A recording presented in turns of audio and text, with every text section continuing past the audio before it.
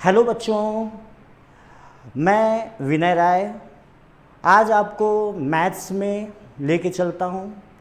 Maths आज के date में जो मैं मैथ्स का टॉपिक लेके आया हूँ, लाइंस, एंगल्स एंड ट्रायंगल्स। ये टॉपिक क्लास 6 से मैं उठाऊँगा और क्लास 9th तक के बच्चों को पूरी डिटेल, मतलब इस लेवल से मैं उठाऊंगा कि जो बच्चे क्लास 6 के भी होंगे उनको भी फ़ायदा होगा, 7th 8th 9th तक के भी बच्चों को बहुत ही डिटेल सारी बातें समझ में आने वाली हैं। तो NSY चैनल में आपका स्वागत है और मैं आज आपको लाइंस के बारे में बताने वाला हूँ। तो बच्चों, लाइंस के बारे में तो आपको सभी लोगों को पता है कि लाइंस कैसी होती हैं। लाइंस होती है स्ट्रेट लाइन, लाइन होती है कर्व लाइन, ठीक है ना। दीज आर कॉल्ड लाइंस, ठीक है ना। अभी लाइंस के बारे में आपको और बहुत सारी चीज़ें पता है। देखिए, लाइंस जो हम कहते हैं ना, जनरल यूज में जो लाइन कहते हैं वो एक्चुअल में वो लाइन नहीं है, वो एक्चुअल में लाइन सेगमेंट होता है, जिन लाइंस की हम बात करते हैं। तो लाइन और लाइन सेगमेंट में क्या डिफरेंस है? लाइन सेगमेंट होता है एक डिफिनिट लेंथ, उसको कहते हैं लाइन सेगमेंट। लेकिन हम जनरल यूज में ना इसी लाइन सेगमेंट को लाइन बोल देते हैं। और लाइन सेगमेंट, जैसे मान लीजिए कि हम किसी एक पॉइंट ए पे हैं और दूसरा पॉइंट हमारा यहाँ बी है, ठीक है ना। इसकी एक डिफिनिट लेंथ होगी, may be 10 centimetre, may be 10 kilometre, कुछ भी हो सकता है। This is called the line segment. जैसे मान लीजिए कि हम यहाँ गोरखपुर पे हैं, दिस इज द पॉइंट, एक पॉइंट गोरखपुर में है और हमें देवरिया जाना है। तो ये यहाँ से गोरखपुर और देवरिया के बीच का एक segment, this is called the line segment, ठीक है ना। अभी लाइन के बारे में आपको क्या है, लाइन के बारे में जो मैं बताऊंगा, लाइन में कोई भी एंड पॉइंट नहीं होता है, ठीक है ना। लाइन क्या होता है ना, लाइन पता नहीं कहाँ से शुरू होती है और पता नहीं कहां तक ये जाने वाली है। बिल्कुल सही।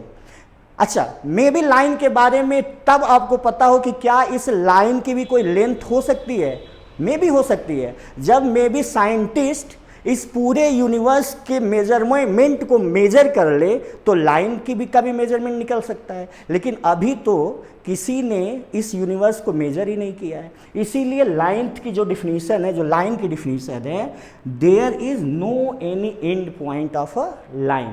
तो लाइन को रिप्रेजेंट कैसे करते हैं? जैसे लाइन पे चलते चलते कोई एक पॉइंट पड़ा ए और दूसरा पॉइंट पड़ा बी, ठीक है ना। तो इसको हम कैसे मेजर करते हैं? इसको लिखते हैं ए बी लिख के और इसके ऊपर यहाँ पे दोनों तरफ एरो लगा देते हैं। This is called the line, ठीक है। और लाइन सेगमेंट को कैसे मेजर करते हैं? यहाँ पे ए और बी का एक डिफिनिट लेंथ है, इसको हम यहाँ से ए बी ऐसे लिखते हैं और इसके ऊपर एक छोटा सा एक लाइन, छोटी सी लाइन ड्रॉ कर देते हैं। ये इंडिकेशन है लाइन सेगमेंट का और ये इंडिकेशन है लाइन सेगमेंट का, ठीक है ना। तो लाइन सेगमेंट और लाइन के बारे में जो डिफरेंस मैंने बताया वो शायद आपको जीवन भर याद रहे। और ये होता है कर्व लाइन, ठीक है ना। कर्व लाइन के बारे में हम बाद में कभी डिटेल बताएंगे, वो सर्कल वगैरह का पार्ट है, ठीक है ना। तो अभी हम लोग जो क्लास 9th का जो पार्ट है वो लाइन, एंगल्स और ट्रायंगल्स है, तो इसमें लाइन और लाइन सेगमेंट के ही बारे में हम ज़्यादा बात करेंगे। अब देखिए, थोड़ा सा मैं बता दूं रे के बारे में, ठीक है ना। रे क्या होता है? रे का एक स्टार्टिंग पॉइंट होता है। इस स्टार्टिंग पॉइंट से कोई लाइन ऐसी ड्रॉ कर दो और वो कभी उसका एंड ना हो, मतलब वो चलती चली जाए। इसका एग्जाम्पल क्या? एग्जाम्पल इसका बहुत ही अच्छा है। जैसे आप छत पे जाओ और टॉर्च को ऑन कर दो, टॉर्च का जो पॉइंट है ना, उसको जब ऑन करोगे तो वो तुम्हारा स्टार्टिंग पॉइंट होगा, लेकिन जो उसकी रेज जाएगी आसमान में वो वापस नहीं आती है, ठीक है ना। तो वो एक एग्जाम्पल हो जाएगा रे का, ठीक है ना। तो रे को कैसे रिप्रेजेंट करते हैं? यहाँ का पॉइंट ए है और इस रे पे चलते चलते कोई पॉइंट बी आ गया, तो इसको रिप्रेजेंट करते हैं ए बी लिख के इस पे एक एरो का साइन बना देते हैं।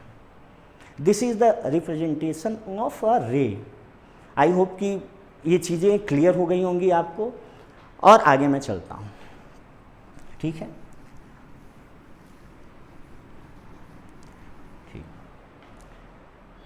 थोड़ा थोड़ा मैं इनके बीच का एक डिफरेंस बता दूं। लाइन के बारे में जो बताया, a line has no any end point, ठीक है ना, लाइन में कोई एंड पॉइंट नहीं होता, line has no end point. Example भी बताया आपको यूनिवर्स वाला, एंड पॉइंट पता चल जाएगा अगर हमें यूनिवर्स की लेंथ पता चल जाए। लाइन सेगमेंट, ठीक है ना, लाइन सेगमेंट के बहुत सारे एग्जाम्पल हैं। अगर हम गोरखपुर में हैं और गोरखपुर से देवरिया जा रहे हैं तो उसकी एक डिफिनिट लेंथ पता है, गोरखपुर से मुंबई जा रहे हैं तो उसकी एक डिफिनिट लेंथ पता है, गोरखपुर से, ठीक है ना, रॉकेट में बैठ के मून पे जा रहे हो तब भी डिफिनिट लेंथ पता है, यहाँ तक कि सन की भी डिफिनिट लेंथ पता है, ठीक है ना। इसीलिए जो लाइन सेगमेंट होगा ना उसकी एक डिफिनिट लेंथ होती है और इसके दो एंड पॉइंट होते हैं, ठीक है ना। रे के बारे में बताया, रे हैज़ वन एंड पॉइंट, ठीक है ना, दूसरी तरफ का हमें पता नहीं, ठीक है। लाइन। अब हम आते हैं एंगल्स पे, ठीक है ना, एंगल्स। एंगल्स पे क्या होता है, एंगल के बारे में आपको बहुत सारी चीज़ें आपको एंगल्स के बारे में मैं बताऊंगा, ठीक है ना।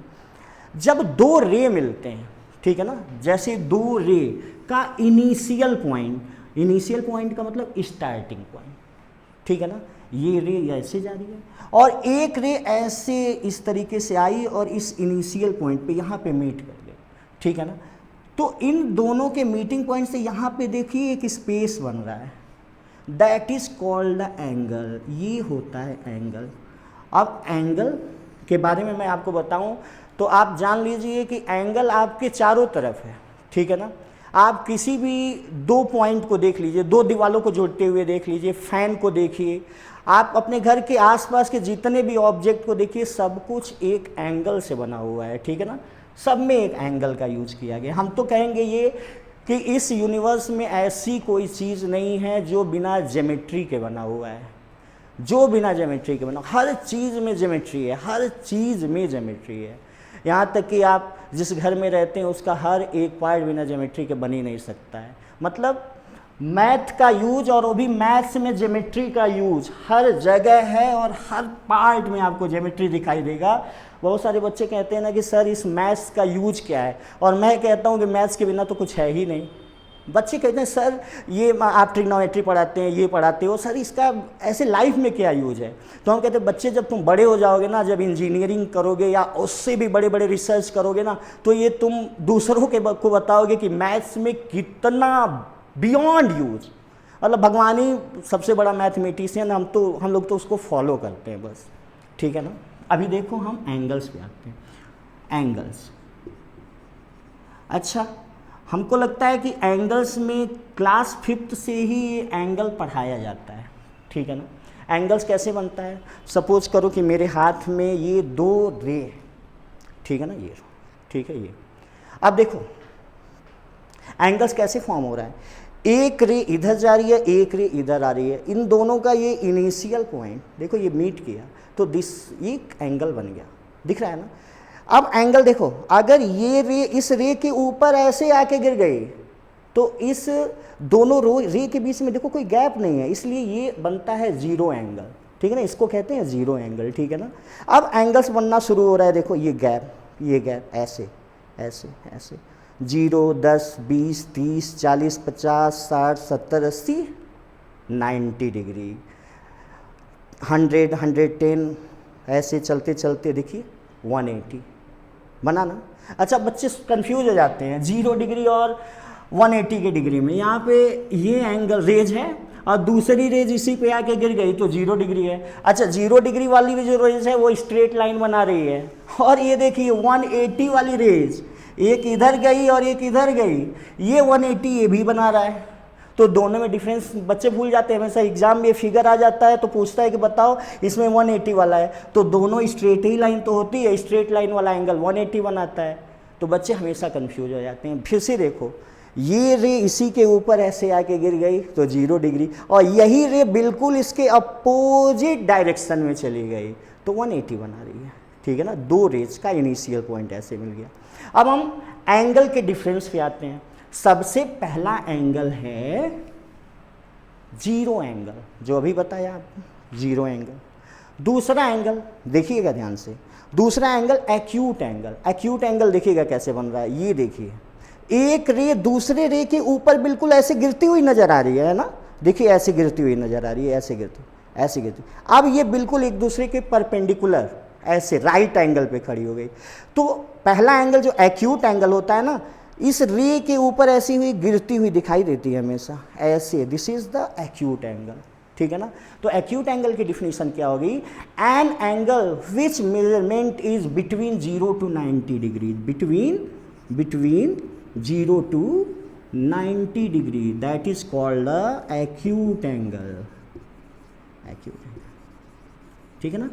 एंगल की डिफिनीशन तो बहुत सारी लर्न करी होगी, ठीक है ना, लेकिन एक्यूट एंगल इस तरीके से समझना, इसी रे के ऊपर हमेशा गिरती हुई आ रही है, चाहे तुम इधर से बनाओ चाहे तुम इधर से बनाओ, रे के ही ऊपर गिरनी चाहिए एंगल, तो एक्यूट एंगल होगा, ठीक है ना।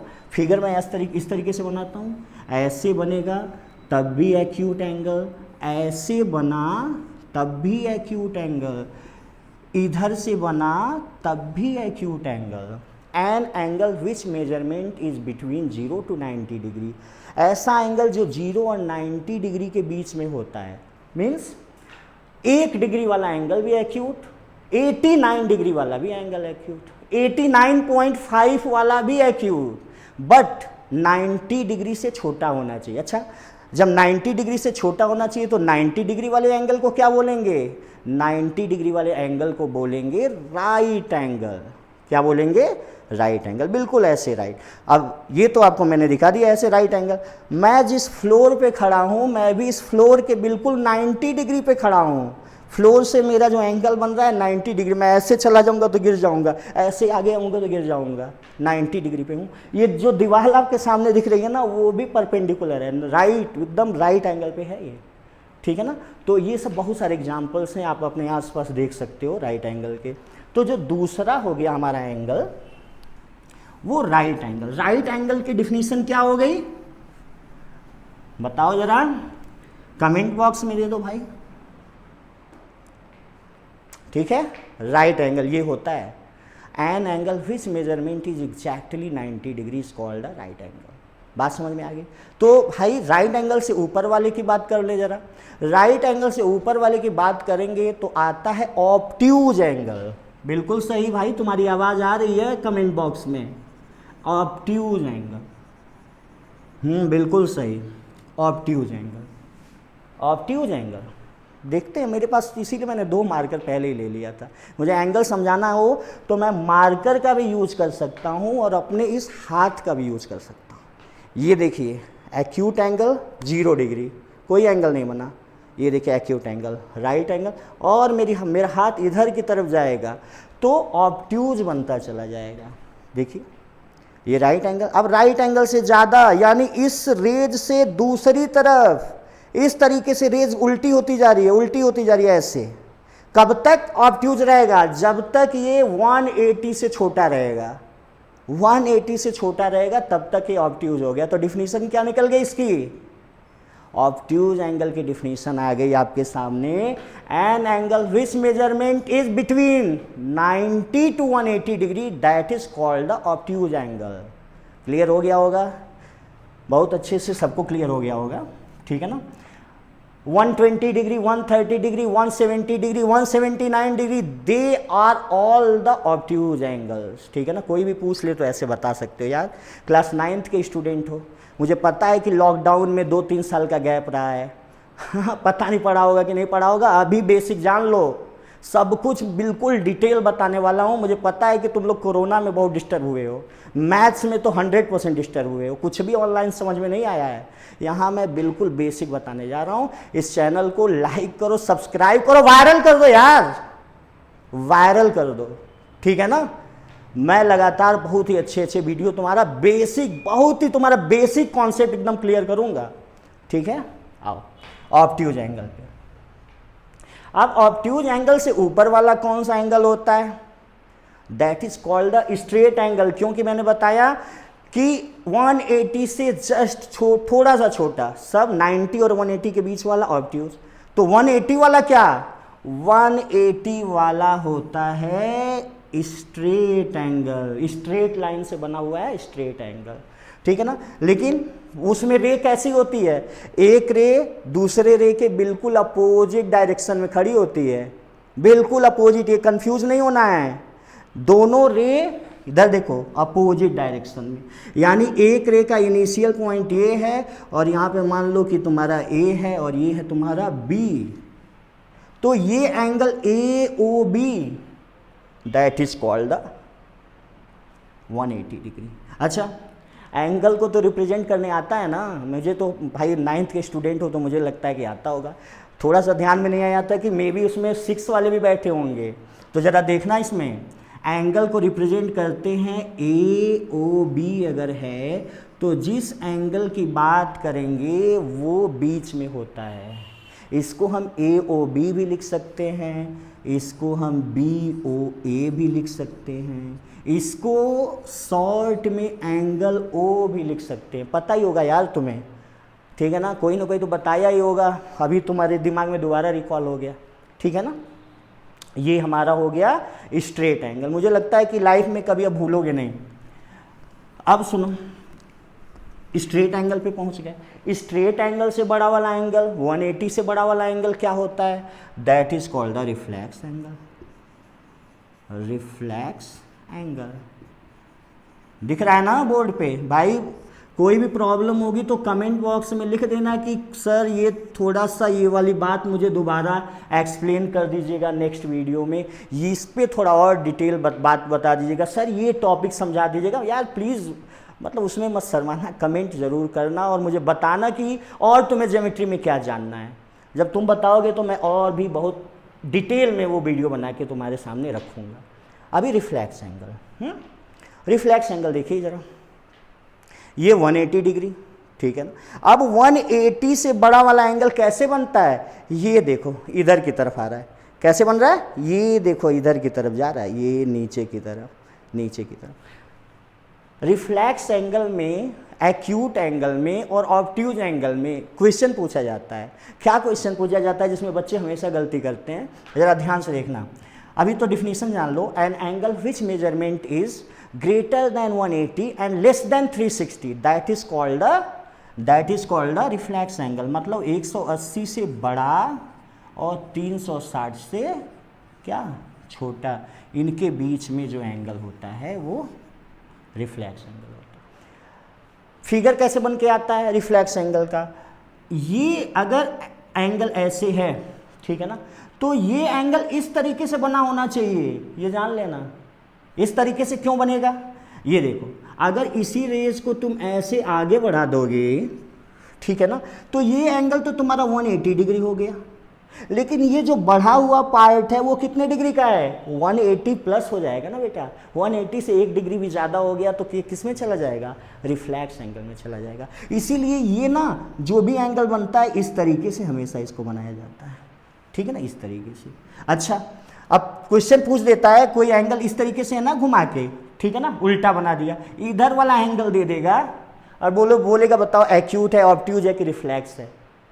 हाँ, तो बच्चे कंफ्यूज हो जाते हैं क्योंकि वो भूल चुके रहते हैं कि ये वाला था कि ये वाला था, ये वाला था कि ये वाला, तो पता चलता है ना उल्टा एंगल देख के उसको रिफ्लेक्स बना देते हैं। लेकिन ये एंगल देखो ध्यान से, तो ये ऑब्ट्यूज एंगल है। यही एंगल बच्चों अगर ये ऐसे बना होता ना तो ये रिफ्लेक्स होता। एक्यूट में भी देखो ऐसे, अगर सीधा भी बना दे ऐसे, हाँ सीधा भी बना दे तो बच्चे सोचेंगे ये तो मैंने ऐसा एक्यूट एंगल बना दिया, लेकिन इस तरीके से अगर एंगल बना दें ना तो वो हो जाता है रिफ्लेक्स एंगल। मुझे लगता है कि अब तुम कंफ्यूज नहीं होगे इसमें, कोई भी क्वेश्चन इस टॉपिक पे आएगा तो तुम उसको अच्छे से बता सकोगे किसी को, मतलब कोई भी तुम्हें उल्लू नहीं बना सकता। तुम्हारे घर में ही कई लोग तुम थोड़ा एंगल वेंगल के बारे में बात करेंगे ना तो तुम्हें उल्लू बना सकते हैं, तो तुम बोलना कि सर ने समझा दिया है वीडियो में अच्छे से मुझे, अब मुझे कोई बेवकूफ़ नहीं बना सकता। अभी आगे बात करते हैं, ठीक है। Reflex angle. अब आते हैं कंप्लीट एंगल पे। अरे यार कंप्लीट एंगल मतलब एंगल की जब दुनिया में आओगे तो कंप्लीट की बात कर लेते हैं ना, उसमें कंप्लीट क्या, ये एंगल है भैया, ये एंगल तुम्हारा ऑब्ट्यूज, और ये लो कंप्लीट एक सर्कल बना दिया, इसी पॉइंट पे सर्कल बना दिया छोटा सा, तो ये एंगल हो गया तुम्हारा complete angle. N angle which measurement is exactly 360 degree, that is called a complete angle.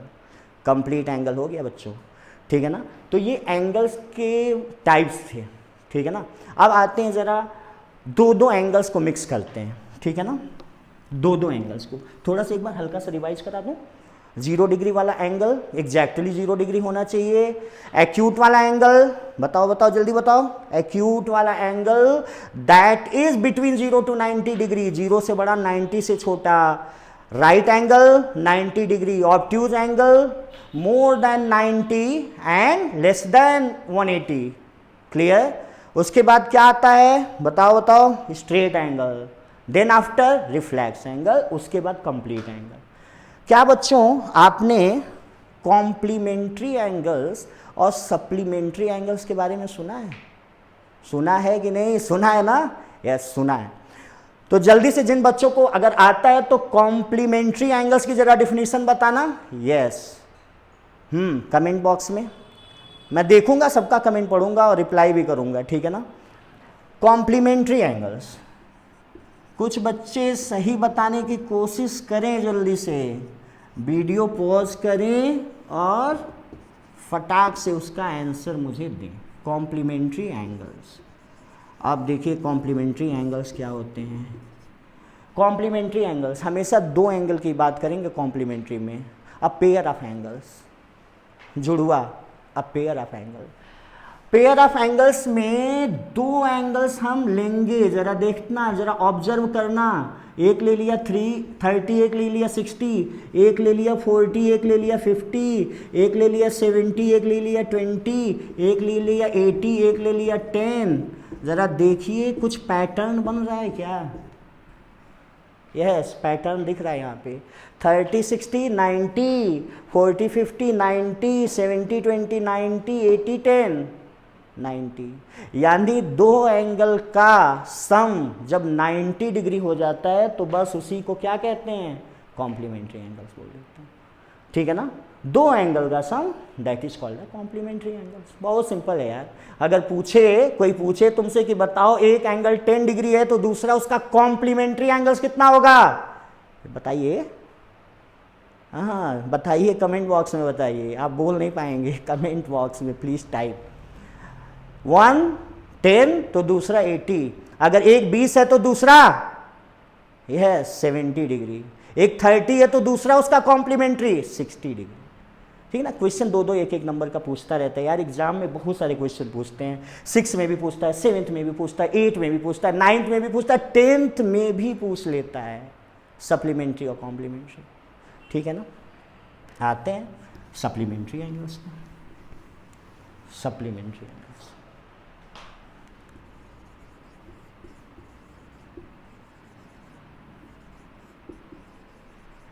Supplementary angles, supplementary angles. हाँ म्यूजिकल, हाँ थोड़ा सा म्यूजिक टाइप का आता है।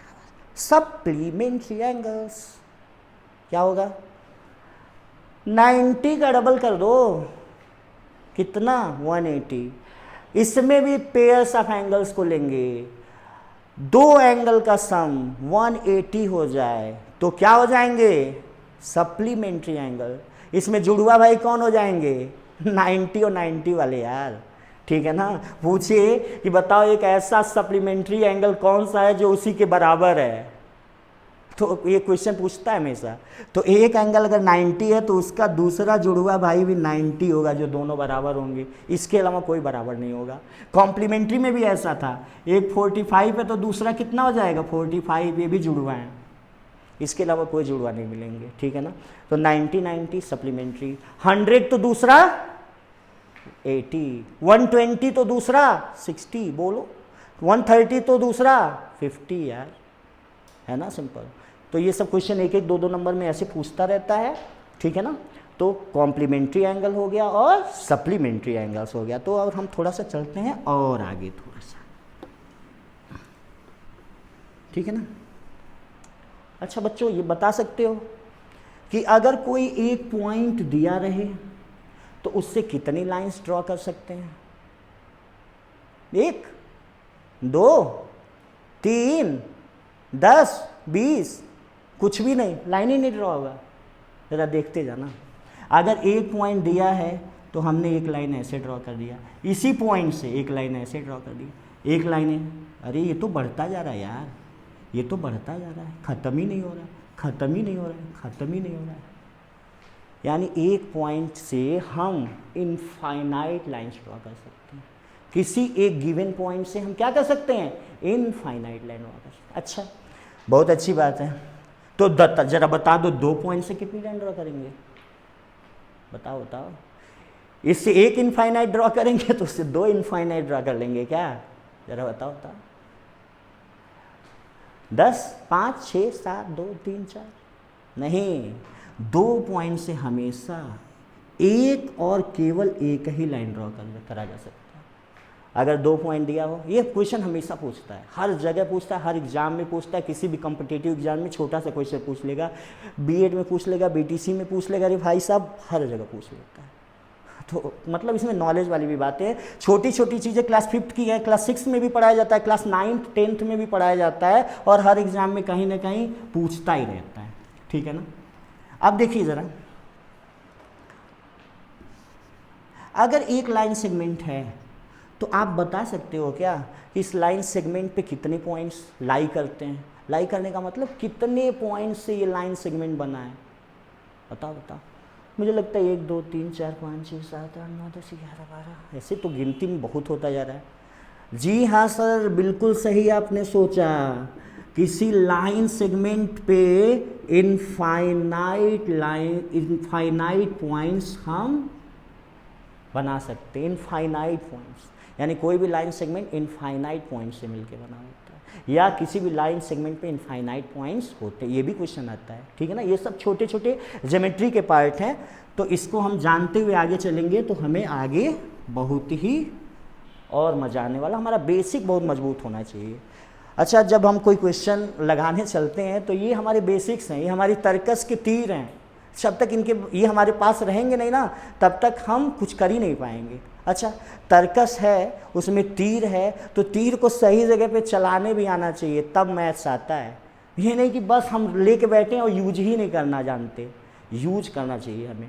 ठीक है ना? कि किस जगह पे कौन सा पॉइंट हमें यूज करना है। ठीक है ना बच्चों? आगे देखते हैं। लाइंस के बारे में थोड़ी सी बात मैंने कर ली, एंगल्स के बारे में बात कर ली। अब थोड़ा सा ना लाइन और एंगल्स को मिला के बात करते हैं। ठीक है ना?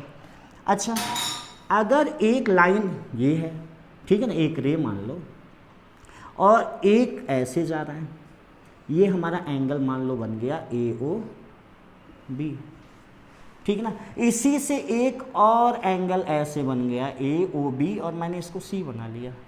तो क्या आप बता सकते हो कि इन दोनों एंगल्स को क्या बोलते हैं? इन दोनों एंगल्स का नाम क्या है? ये दोनों angles that is called the comment box में, that is called the adjacent angles.